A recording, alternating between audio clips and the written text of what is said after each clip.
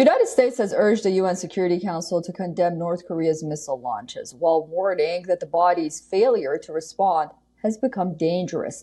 The U.S. accused but did not name China and Russia of having, quote, forced the body into silence. North Korea test-fired dozens of missiles in 2022, setting security postures in East Asia on edge. It fired 2 ballistic missiles on Monday, just 48 hours after it test launched an intercontinental ballistic missile. U.S. Ambassador to the UN, Linda Thomas-Greenfield, said the panel's lack of action is worse than shameful and is dangerous. The United States condemns in the strongest possible terms the DPRK's February 18th and February 19th launches of 3 ballistic missiles. This included the DPRK's 9th international ballistic missile launch since the start of 2022. Thomas Greenfield said the United States will propose a presidential statement from the UNSC, the United Nations Security Council.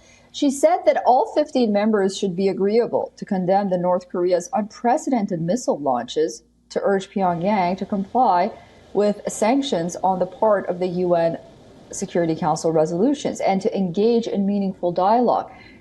A presidential statement from the Security Council requires the support of all of its members, including North Korea's closest allies like China and Russia. Both China and Russia have opposed any further action by the Security Council, arguing that putting further pressure on North Korea would not be constructive.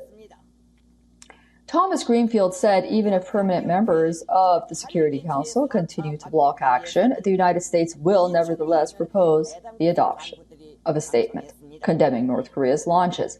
Russia, meanwhile, pointed the finger at joint U.S.-South Korean military exercises for the escalation, while the country's deputy ambassador said that the United States and its allies have special responsibility in the situation. In May, Beijing and Moscow used their veto to block a U.S.-drafted resolution that would have imposed new sanctions on Pyongyang. The Security Council's last display of unity on the issue came in 2017 under the Trump administration. The United States led the Council to adopt 3 resolutions, imposing sanctions on Pyongyang after missile and nuclear tests. After the Security Council meeting, 2/3 of the body's members and South Korea issued a joint statement, read by Thomas Greenfield, condemning North Korea's missile launches.